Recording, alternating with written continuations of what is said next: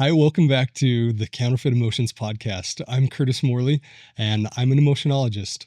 And today I am super excited because we have one of my dear friends and someone that is a confidant, somebody that is, I really respect his thoughts and the way he lives his life.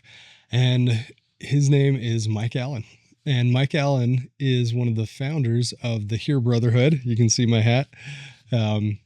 The Heare Brotherhood is an amazing organization around men's mental health and helping men so that they don't have to suffer in silence. He's also a licensed breathwork instructor, and he is just an amazing human. I'm so excited for this conversation today. And Mike, you just got back from Switzerland. Yes. That's so exciting. It was amazing. Took the whole family. It was our first big international trip that was overseas with the whole crew. So there were 7 of us all traveling, kids ages from 17 down to 5. And it went amazing. Yeah, it was awesome. That sounds so great. Yeah. It's such an incredible trip. And today I'm really excited to talk about a couple different topics. Yeah.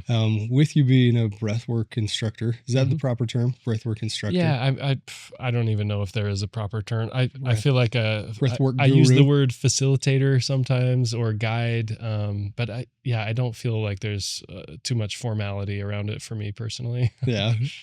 Awesome. I'd love to dive into this concept of breath as well. Talk about several of the dyads in counterfeit emotions. We talked beforehand about surrender and the importance of surrender and a couple of the other dyads.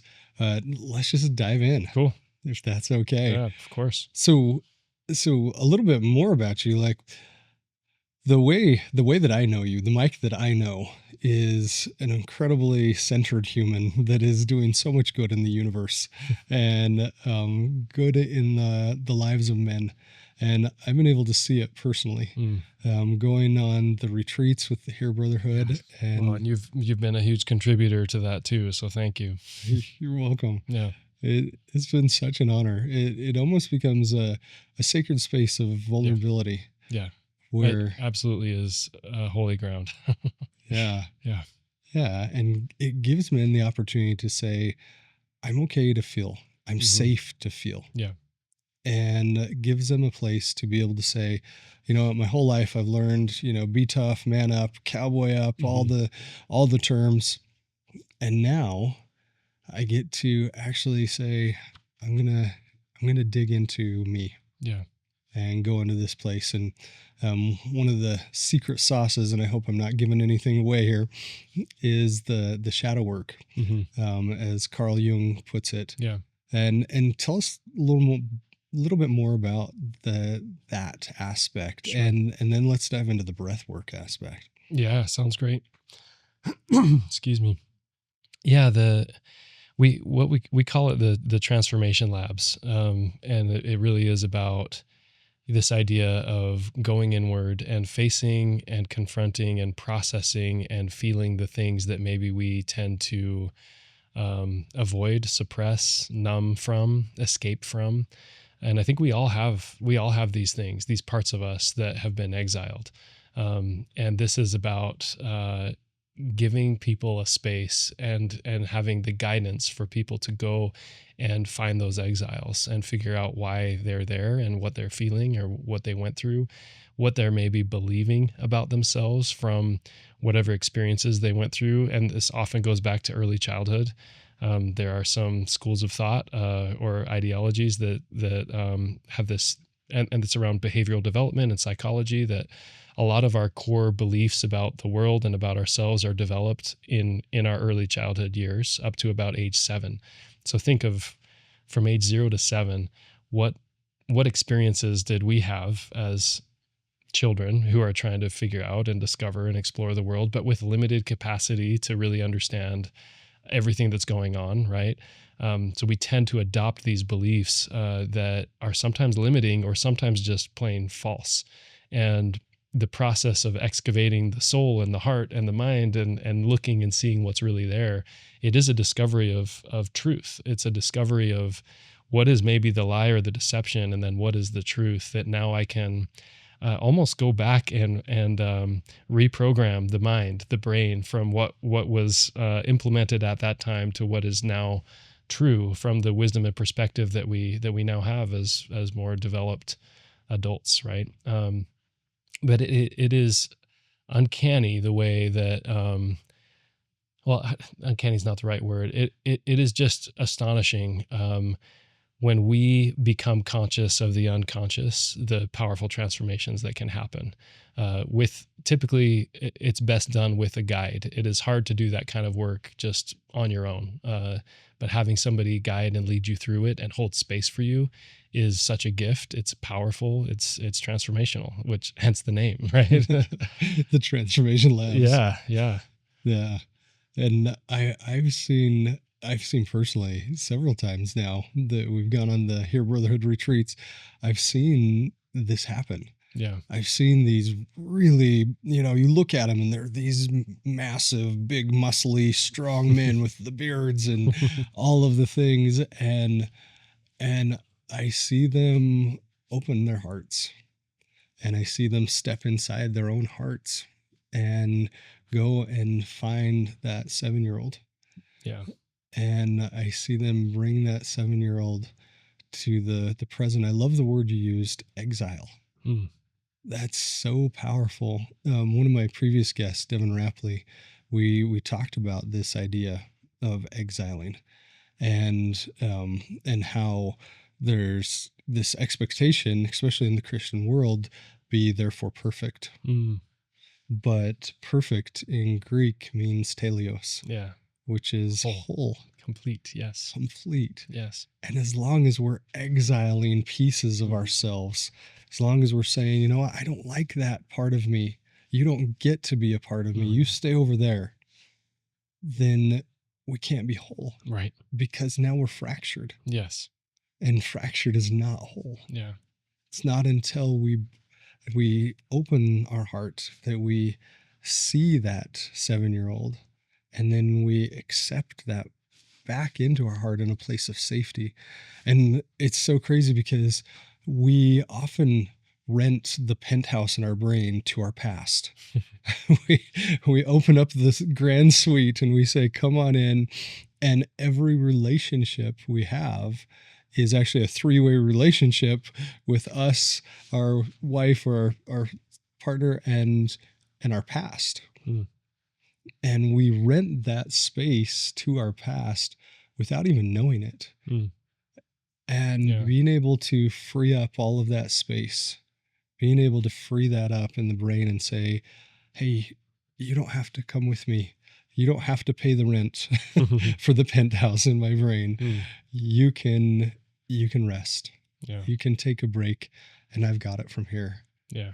Being able to pull them back into the place where they actually belong in our hearts so that we can become whole. Yeah.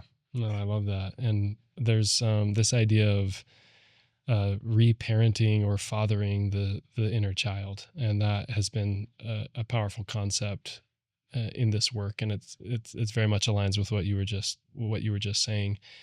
I think we were designed and meant to experience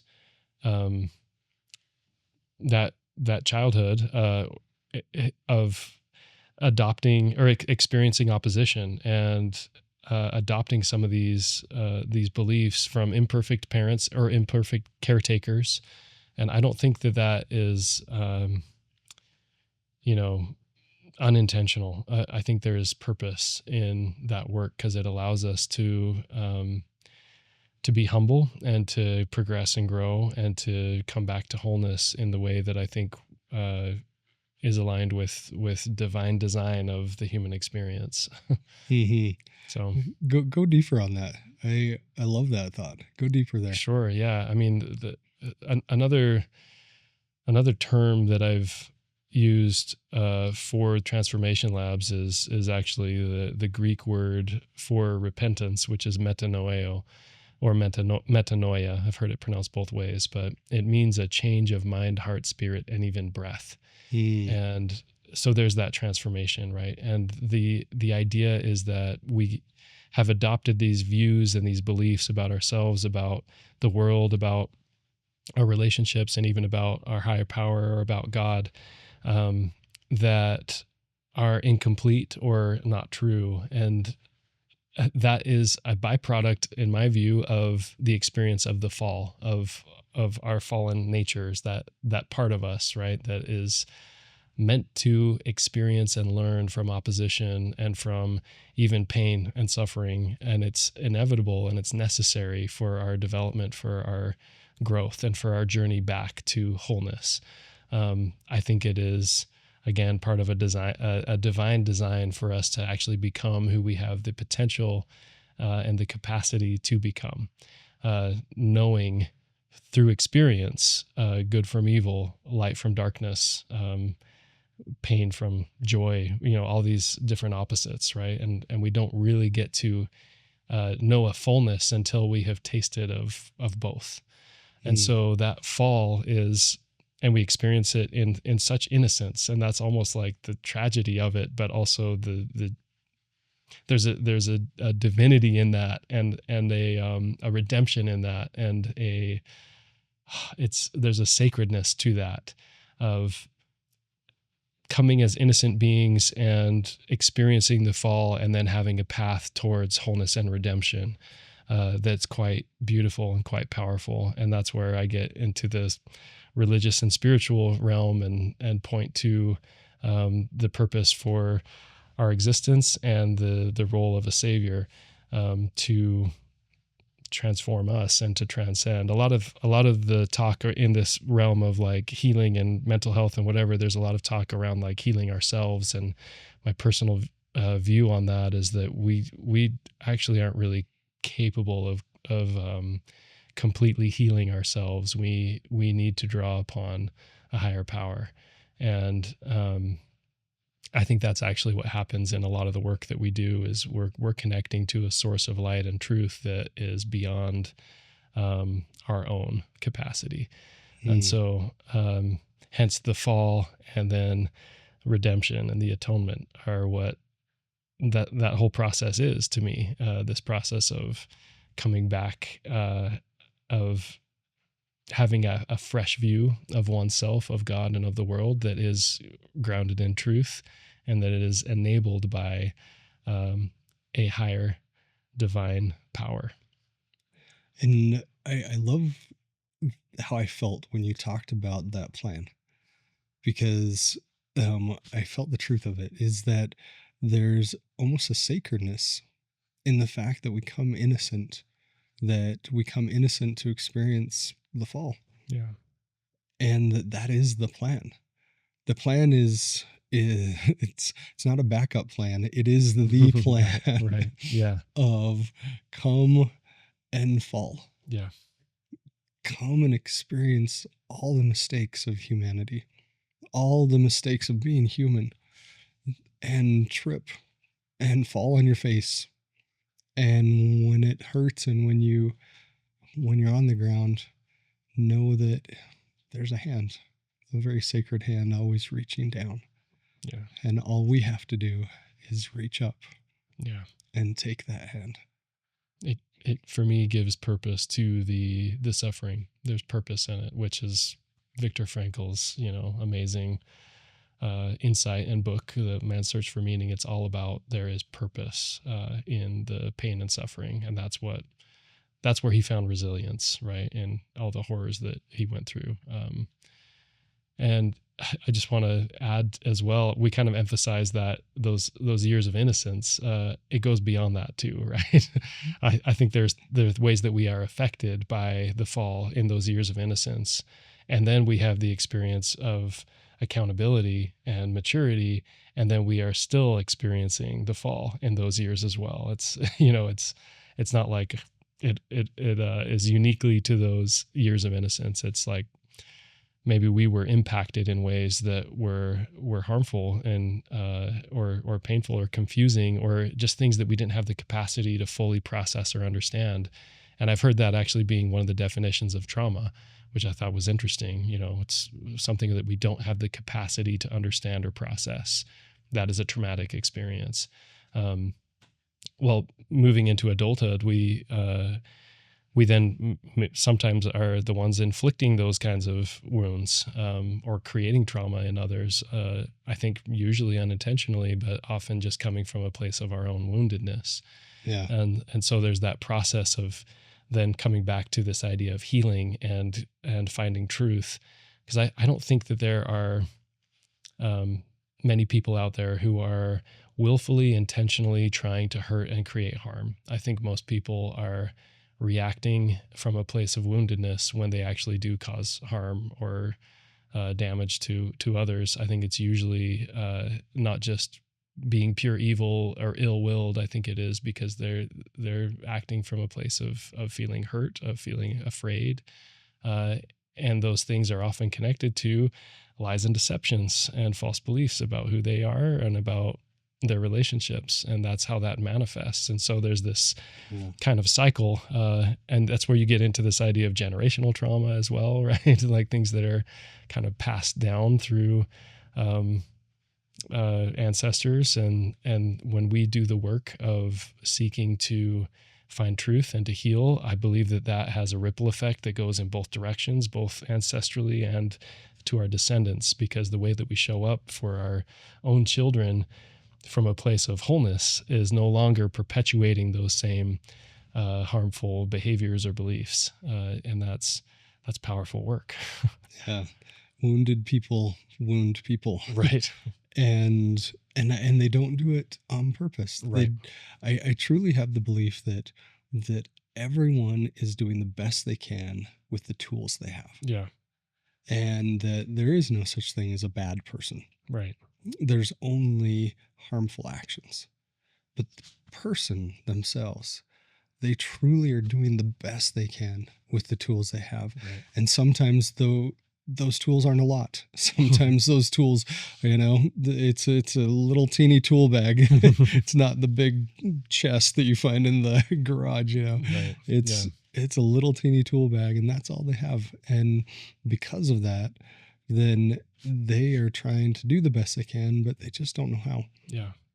And I love that definition of metanoeo. My entire life, I thought repentance was bad. Yeah, shameful or shame-based. Yes, because that means I was bad because I did something bad. Therefore, I had to repent. Right. And so there was always bad associated with repentance. But repentance just means change.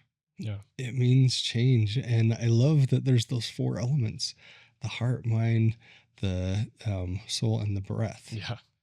And the breath one, that one caught me, because I was like, wait a minute. Let's think about this.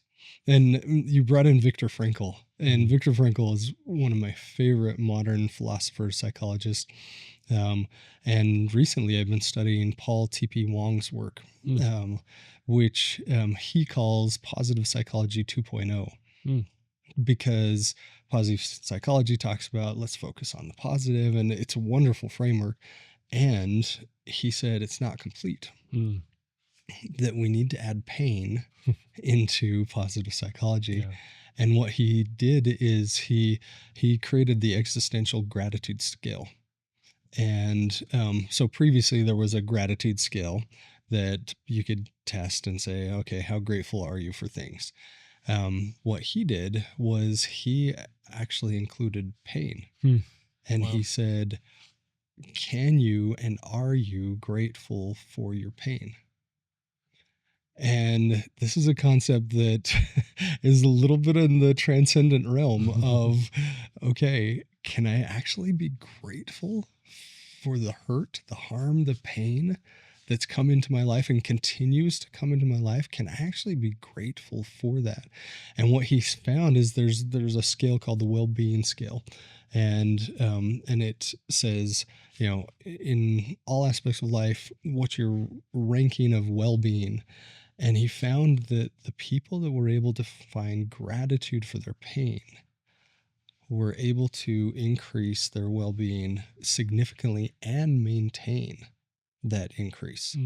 Whereas people that were just, let's put on the rose-colored glasses and happy, let's not actually look at our pain. Let's not dive into our pain. Let's ignore our pain. Let's grab the device and start doom scrolling to distract from our pain.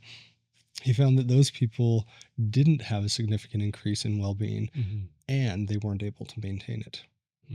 And this was such an important study that he did around the idea that we need to understand pain. We need to understand the purpose in the pain. And that's Viktor Frankl's, one of his main topics is understanding that pain is actually part of the experience.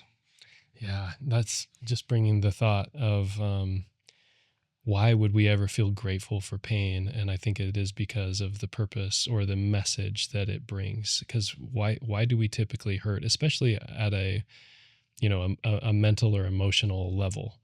When and why do we feel hurt? Because usually that points us to something deeper, one of those false or limiting beliefs, really, right? Of that hurt because I am afraid of something, or I am believing something that is probably not true.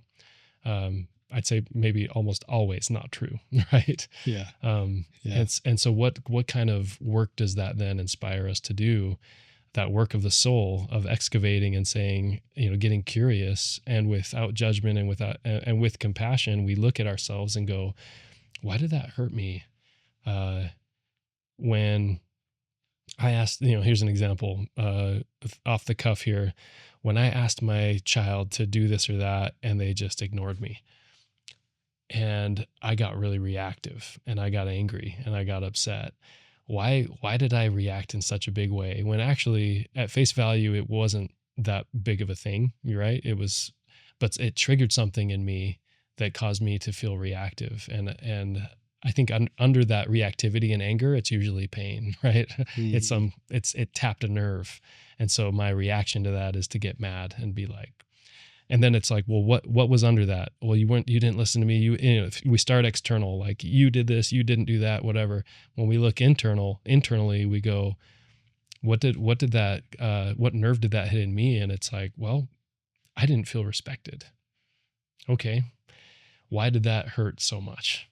Well, was this the first time I've never felt respected, or does it go further back? Yeah. What's the source of that belief of like, why is it so painful if I didn't feel respected in that moment? Because I think a parent who feels very whole and complete, if a child is, maybe not immediately obedient to their command, they're not going to fly off the handle, right? They're not going to freak out. They're not going to react in anger. They're going to stay grounded and steady and centered, right? And, there's no need for it. Right. So those feeling grateful for the pain, to me, it means I can see where I have room to discover more light and truth. Because if I didn't have gratitude for that pain, it wouldn't take me on that journey of discovery to figure out why is that there, and what do I need to welcome in and embrace and accept and find more wholeness in this place. Because otherwise, to just say grateful for pain without that, it almost feels incomplete. It's like, what's the purpose? Empty. Yeah. Yeah, very much so. Yeah, keep going. No, I'm not sure what else to add to that. I just think it's an interesting, like the purpose of pain, and then what do we do with it? I think that's where for many years I didn't know what to do with it, where to go with it. And I think that's maybe why I'm speaking to this, is like, I can empathize with anyone out there who's saying like, what do you mean feel grateful for your pain? That almost sounds like sadistic or masochistic or something, right? But if there's a path for what that leads you to, which is the pain is signaling to you some place where you are not in truth or in completeness or in wholeness, well, then it's a beautiful path or instrument to lead you to that discovery, that greater awareness. I'll pull a paraphrased quote from Carl Jung where he says, until the unconscious becomes conscious, it will direct your life, and you will call it fate. And I think a lot of us live in that state of we aren't even conscious of what is going on in our psyche, in our soul, in our heart, in our mind. And we're living life in a reactive or distracted way. And anytime we brush up against something that is painful, that's a little signal that says, hey, there's something here. And it'll keep coming at us. That signal will keep coming. We'll keep feeling that until we are willing to face and do the work, and find that healing and that light and truth that is available to us if we just go through the process. Yeah, I love that. And I like to think of every trigger as a gift. Yeah. And the reason I specify gift is you have to unwrap gifts. Right. And every trigger is given to us as a gift, but there's so many times where we get this beautifully wrapped, in this shiny silver wrapping paper with a bow on top, and we just look at it and we go, okay, I'm going to put it over here, and I'm not going to open you. And I'm going to go back to the doom scrolling or go back to whatever, maybe even destructive behaviors, like addictive behaviors or pornography or any of those things, and say, okay, but there's this gift that's sitting right here, right next to us that we've just put aside. And you think about Christmas morning, what little kid doesn't just run screaming with joy to the Christmas tree and, want to rip open every single gift? We need to say, you know what? This is a gift. Yeah. And I get to unwrap it. And you know what? When I look inside, it may hurt a little, but that is the gift, is that it's bringing with it a message. It's bringing with it a message that says, this is how I need you to grow right now. Today, this is how I need you to grow. And that trigger gives us that gift, but we have to unwrap. We have to unwrap the gift that is a trigger. Yeah, that's, I think the funny thing about that metaphor is that the gift that is presented, if it comes in the form of pain, doesn't look like a shiny package with a bow on it. It looks like something that's going to hurt us, right? Or that is hurting us. But that's where can I change my perception and my relationship with the pain so that it actually does look like a gift as opposed to a threat. And so I think that metaphor can be relevant in the process of recognizing pain for what it is, which is this idea of a gift, but it doesn't start off looking like a gift. It starts off looking like something that's hurting me.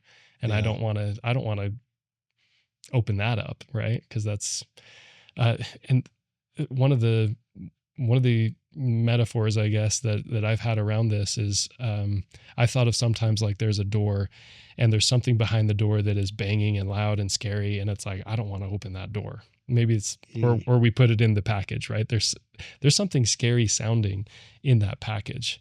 But then when we do the work of actually, again, with curiosity, with compassion, with grace, we actually open the door to see what's in there. It's usually not a big scary monster. It's usually a wounded child.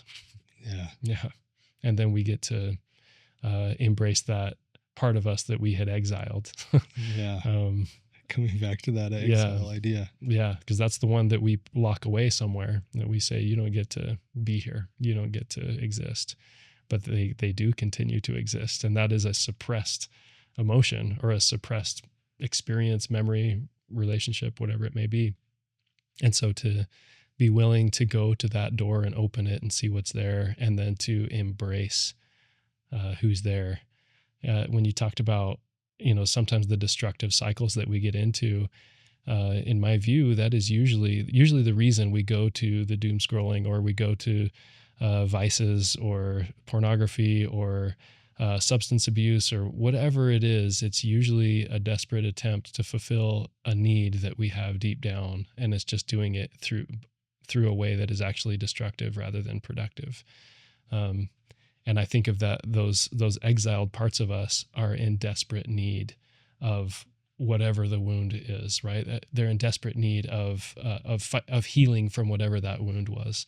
So a desperate need of love and connection, a desperate need of belonging, a desperate need of feeling understood, of whatever it may be, right? All of those destructive behaviors are ineffective ways at trying to fulfill that deeper need. And so we'll continue to try to meet the need through those means until we go and open the door and see what actually happened, what actually is the need, and can we fulfill that need now in a healthy, mature, complete way, rather than the counterfeit ways of filling those needs. And so, yeah, I don't know. I think that's part of the work of healing, is actually finding and meeting the needs that each of us have, but finally in these healthy, even spiritual ways. Yeah. Yeah. And I love that. I love that whole idea of, we get the gift and we hear this banging and all these loud noises, and we're actually scared to open it. Yeah. But instead of this great big, 20-foot tall monster that pops out, there is that little boy. Yeah. There's that little girl. There's that version of us from yesterday. Yeah. That is banging on the walls saying, please, please, please help me. Yeah. And being able to tap into that, being able to see that child and embrace that child and say, I have a place for you where you don't have to scream, where it's safe. Yeah. And letting that child rest, I think is one of the true keys to starting the healing journey. Yeah. Thank you. Yeah. And along that path is something that I've seen in you quite a bit, and is one of the counterfeit emotion dyads. Is I've actually seen this quite a bit in you, is this idea of surrender. And I know you wanted to talk about surrender. Yeah. And it's counterfeit, which is resignation. And so, yeah, love to go there. Talk about how surrender is one of the most transcendent emotions we can experience. Yeah, I'd actually love to hear the way that you define, because you have such good definitions for all of these dyads, and so I'm super curious to hear the way that you articulate what is surrender versus resignation. Yeah, so surrender says, I'm going to do my best, and then I'm going to give God the rest. I'm going to do everything I can for a desired outcome of good, and then the consequence, I'm going to let go. And even like it's funny, because when I share this, especially with men, and I say sort of how important surrender is, they think it means waving the white flag. Yeah, like just give up. Yeah. And that is resignation. That is the counterfeit. The counterfeit is throwing in the towel, waving the white flag, saying it's not worth it. I'm just going to give up. I'm not even going to try. Whereas resignation says, when I feel it in my heart, I'm going to strive. I'm going to strive and give everything I have to this. Oh, surrender. You said resignation. Oh, sorry. Yeah. Thank you. Surrender. Right? Thank you. Okay. When I surrender, not resign. Yeah. When I surrender, it says, I'm going to give everything I have to this. And from that point on, I'm done. From the point of, I'm going to give my whole heart and soul to this. And then the consequences, I don't get to choose those. And in life, it's funny because the opposite of surrender is control.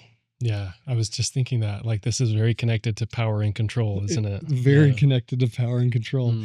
And each one of the dyads has what I call the emotional pendulum. So in the center, where we find our center, that's where we find surrender. And the counterfeit is the pendulum ball lifted up on one side that says, I'm going to just resign. I'm not going to try. It's not worth it. I don't care. And when we let go of that, it swings to the other side. And the opposite is control. Yeah. So we have resignation and control on the wings of the pendulum. But right in the center, where we find our center, Mhm. that's where we find surrender. Wow. Yeah, I love that. Surrender is, it's an interesting one. I think that the illusion of control is something that I wrestle with all the time. And then I'm humbled and reminded over and over again that I'm not in control. and that's a moment of choosing to try to grab control back in some way, or it's a choice of choosing surrender in that moment. I feel like most often I'm confronted with, do I choose surrender or not, when I have tried to control and failed. And so I'd love to think about and work on cultivating more of a state of surrender rather than having to be compelled to surrender so much, you know? Yes, I personally do know that there are some that are compelled. Yeah. And that's me. Oh, No, that's one I grapple with, and I can trace, we're talking about all this like inner child stuff. I can trace back to some of the origins of these desires, or the desire for control, because I think I often felt like I didn't have much of it as a kid. I was the youngest in my family, and I had all older sisters that were amazing, but also they were, had strong opinions, and they liked to tell me what to do and what not to do, and how to be and how not to be, and even how to dress and how not to dress. And just, there was a lot of control, which was modeled to me. And then there was also quite often a bit of a feeling of powerlessness, or, that my voice or my opinions either didn't matter or they weren't valid. And so I think there's the part of me that is like, no, I want control, like I need that, because I maybe felt I didn't have it as a kid, or that's revealing right there, right? Thank you for being vulnerable. Yeah, there's a deception right there or the illusion of control, like what kid ever has control, right? Yeah. But what adult ever has control either, right? That is the counterfeit. Yes. And maybe this segues us into what is actually power and what is actually authenticity. I think that's connected to this too. Is authenticity is a factor in feeling like we are in our power. Which I don't know. I don't want to get too off on these tangents because there's so much good stuff here. But maybe again, if you wouldn't mind, kind of breaking down power and control for me. Because I think this is all interestingly connected. Yeah, it's so fun because in that pendulum, on the one side is control, which is part of another pendulum. Yeah. Which in the case of surrender, control is the opposite. In the case of power, it's the counterfeit. And you use the right word, is the illusion of control. If you think about this life, we have no control. Zero. And I know that sounds like, wait, that's kind of a triggering, scary thought. We don't have any control. We don't. We literally don't. We can have everything taken from us except for 4 things. Everything can be taken from us. Our families can be taken. Our health can be taken. Our money can be taken. And our titles, like you name it, it can be taken. Our houses, our cars, everything can be taken. We have no control. And I know this personally because I got to have the blessing of all those things taken from me. There's that reframing of the package. And I'm so grateful. I'm so grateful that it was, because we wouldn't be having this conversation right now if it wasn't. I wouldn't have done the work if all those things weren't taken. And I'm so grateful that they were, because it taught me that none of this is mine. The things that we think are ours, the things we think we own, actually own us. And none of this is mine. But luckily, I get to borrow some things. I get to Yeah. borrow this body. Be the steward, right? I get to be the steward. I get to borrow this amazing woman in my life named Patty, who brings so much joy every single day. All of that, because it can be taken, the mindset shift is that it was also given. That everything is a gift. The fact that we get to have this conversation is a gift. The fact that we get to wake up every morning and breathe is a gift. That everything in this life, including the pain, is a gift. And not only is the pain a gift, it shows how much we're trusted to be able to grow. It shows that, you know what, I believe you can grow, and here's a good trial for you that I think is exactly what you need. And how caring is that? How loving is that to be able to say, I'm not going to leave you stagnant. I'm going to help you grow. And when we realize that nothing in this life is sovereignly ours, except for, like Viktor Frankl said, the last of human freedoms, the ability to choose our actions and our emotions in any given set of circumstances. That's number one. We have sovereignly ours, and this is where power comes in. Sovereignly ours is the ability to choose our attitude and our actions in any given set of circumstances. The second that's sovereignly ours is our soul. We get to keep that. And the third is our connection with our God, our connection with Christ. Those connections can't be taken. But that's it.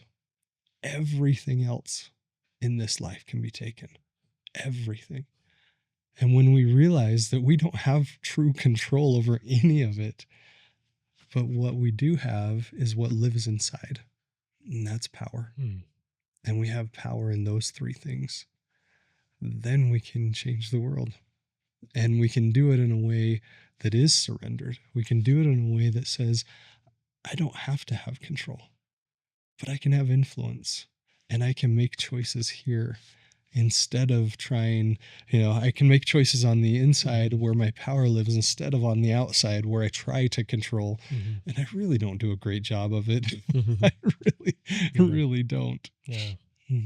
No, that's awesome. I love that you brought it back to where our power does lie, and then how that actually has that ripple effect we talked about earlier in both directions.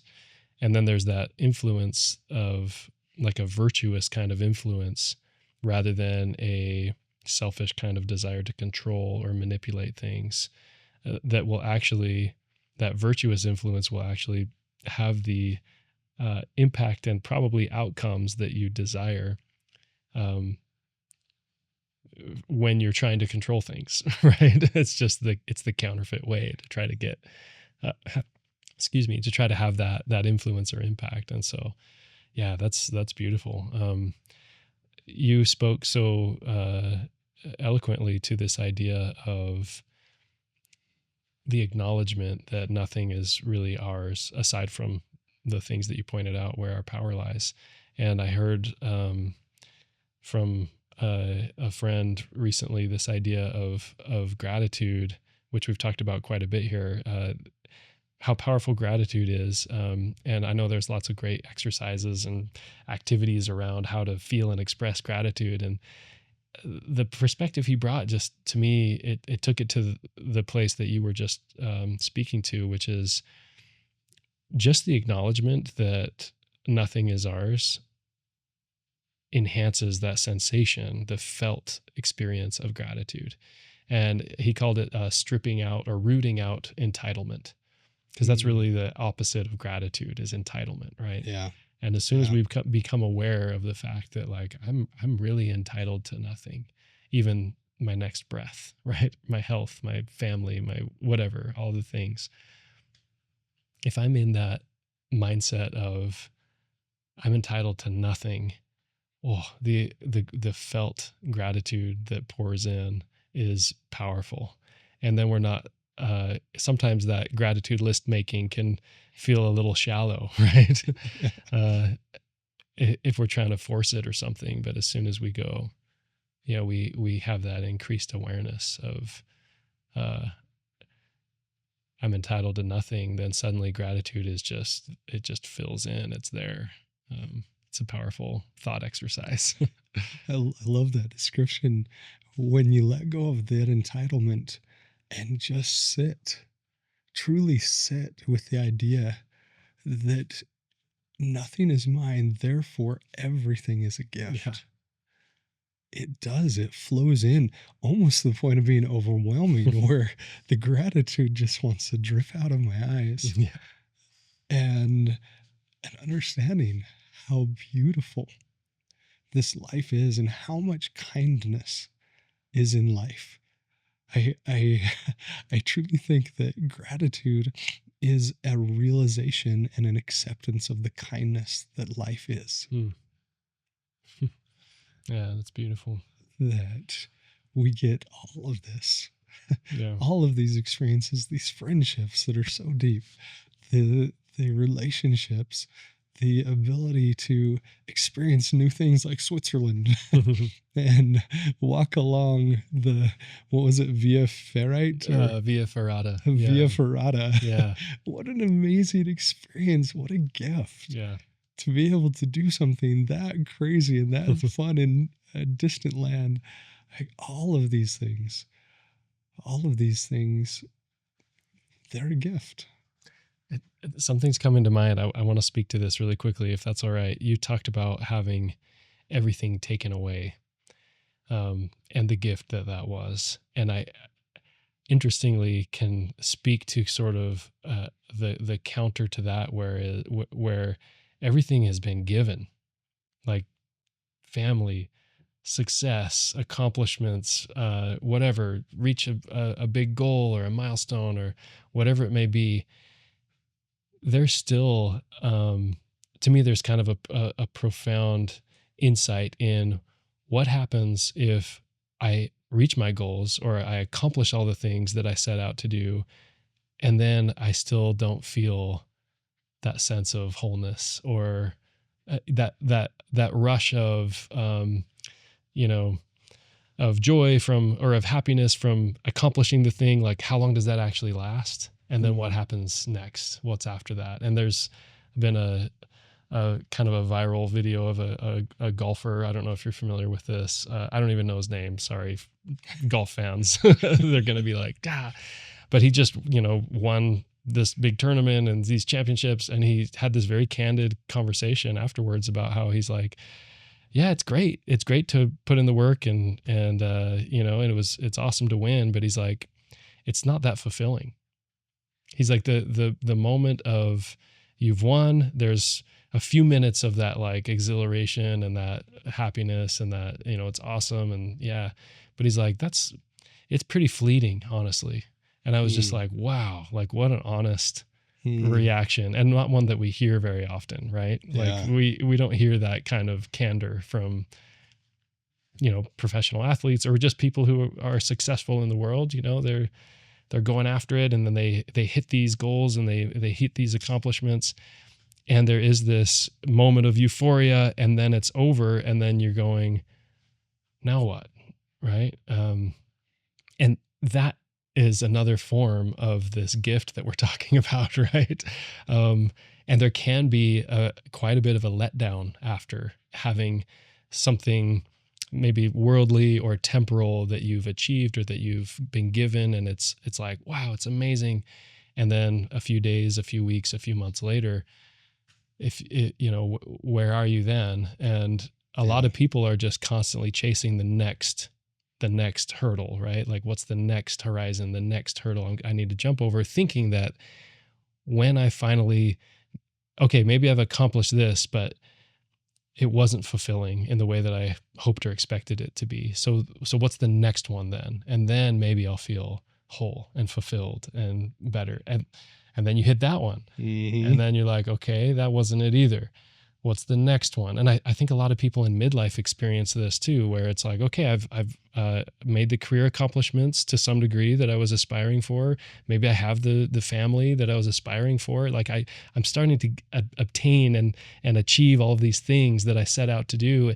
And now I'm kind of there and I'm feeling like lost or empty or unfulfilled. Why? What, and to me, that's just, there's these opposites of maybe you lose everything and that humbles you to go and find true fulfillment, or you gain all these amazing things, but then you're still not in a state of fulfillment because the true source of fulfillment hasn't been tapped into yet. It hasn't been obtained. Yeah. So I just wanted to like address that real quick, because I think I've heard both sides of that in the work that we do, and I've experienced that to different degrees in my own life. Yeah. And I think this comes down to another one of those very transcendent emotions is hope. And hope has the counterfeit of expectation. Yeah. That Totally. I expect, and this comes back to the control, I expect when I win the PGA Tour, it's going to feel like this. And the quickest way to disappointment is unmet expectations. Quickest way. It is the bullet train to disappointment. And an understanding that the journey is where the joy is. Right. Understanding that the journey is where the joy is, because this whole life is about the journey. It's not about the destination. Yeah. It never was. Yeah. Which gets to like some of the concepts of mindfulness and meditation. It's about being in the present, right? Yeah. So there's a lot of entire schools of philosophy and even religion that are all about this. Yeah. So yeah, it's cool to see the resonance of these concepts. And being present, like that's what you do a lot with your breath work. Right. And I love, I've done breath work with you several times. Yeah. And I love your description of breath. Like, would you share your description of breath with us? There's a lot I can say about this, because it's become a topic of great interest to me. But I'll start speaking to it, and you tell me if there's one that a particular component that I haven't addressed yet. Breath is it's an amazing concept. In a lot of languages and cultures, breath is the same word as the word for spirit and for energy or life force.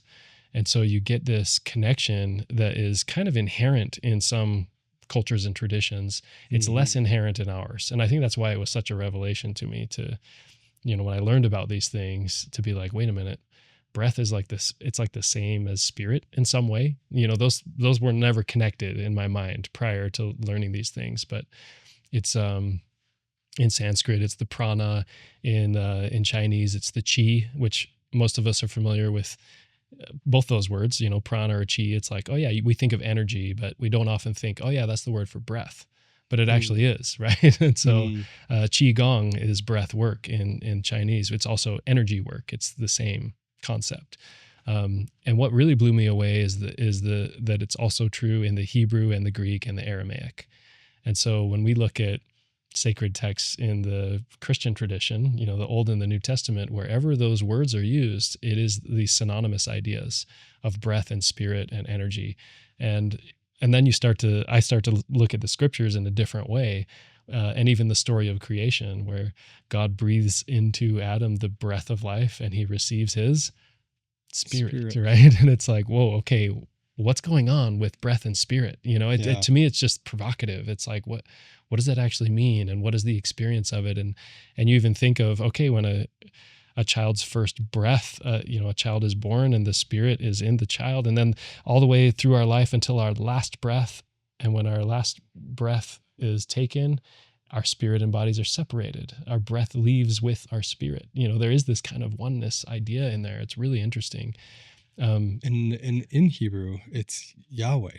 Oh yeah, so that's even a level deeper. Yeah. So Yeah. in Hebrew, so the word is ruach. That's the breath and the spirit and the energy, and so that's used a little differently. In the Greek, it's pneuma, and in the Aramaic, it's ruka, I think. And there's so many cool resources out there. If this is intriguing to anyone, just start looking this stuff up, like ruka, ruach. Pneuma and breath and spirit, and there's a lot of great like blog posts and articles and things that you can dig into, even where some of those words and phrases show up in scripture that are very familiar to many of us but have such different meanings when you apply this definition to it. Even like the first beatitude, where it's blessed are the poor in spirit. What does that mean? Blessed are the poor in breath. When you get to the original Aramaic, what does poor mean? And there's totally different interpretations of that from different sources and translations. Really rich, cool stuff to study and to dig into. But coming back to the name Yahweh, yeah, this just blew my mind. There's the person I first practiced breath work with, his name's Louis Hamner, and he shared this amazing quote before we dove into the practice. And it was a passage by a woman named Sandra Thurman Caporal, and it was about the name Yahweh. The way she describes it, and I'll do my best to kind of paraphrase, but she said there's a moment in the Bible where Moses asked God what his name is, and the name that God gives him is Yahweh in the original Hebrew. And scholars and rabbis have noted that name Yahweh, it's not actually pronounced Yahweh, right? It's just YHWH, which could be interpreted as the sounds of a breath. So the YH would be the, and the WH is the exhale, right? And so this concept that the very name that God chose to give himself and to share with humanity is the sound of a breath. And so what are the implications of that? Well, a child's first breath speaks the name of God. Every breath speaks the name of God. Every breath praises God, whether we're conscious of it or not. And then she goes on in this passage to talk about how, think about our breath in the moments of, when we're afraid, we have to take a deep breath to find our courage. When we cry, our breath changes, right? And just the ever presence of breath, and then this connection to the presence of God in every moment that we're alive. And it's bringing incredible. it back to metanoeo, it's a change in breath. Yes. Instead of those shallow, excited breaths of fear, right, or anxiety, or stress, or anything. Yeah. When we surrender that, then we can feel the full breath in our lungs, and just experience. Yeah. And I love how you bring it back, that a child's first breath speaks the name of God, and our last breath on earth will speak the name of God. Yeah. And then we're in spirit and breath, right? Yeah, it's a beautiful passage. We can share a link to that if anyone wants to read that full quote. We'll put that in the comments or in the description. Yeah. There's a part at the end where she just says, this concept brings emotion to me every time I grasp the thought that God chose to give himself a name that we can't help but speak all the time, everywhere, awake or asleep, all of us, everyone, everywhere, breathing the name of God, the name of God upon our lips, something like that. It's just, it gives me chills. It's a powerful, powerful idea. I felt that. Yeah. I felt that. Yeah. That's amazing. It's such a great way to wrap up. With counterfeit emotions, the only emotion that has no counterfeit is peace. And how does Mike Allen find peace? Yeah. Breath is on the top of mind right now, and there's such power in consciously breathing to bring us back to center, to bring us back to an awareness. I think the more conscious and aware we are of breath, the more conscious and aware we are of spirit, of soul, of body, of mind, and of God. And so taking a few rich, slow, deep breaths is one of the most powerful ways I'm aware of to change our state, to change our hearts, to change our energy, and to get us in a place of groundedness, of stability, of peace. I think that's one tool of getting into a place of peace. But I think for me, peace is available through those moments of I just need to take a breath, but also through the awareness and embracing of the whole. When we talk about metanoeo and we talk about wholeness, be therefore whole or perfect, an embracing of light and dark, of shadow, and knowing that there's purpose in it, and knowing that, some of the things that maybe have disturbed my peace in the past, which is mistakes, which is flaws, imperfection,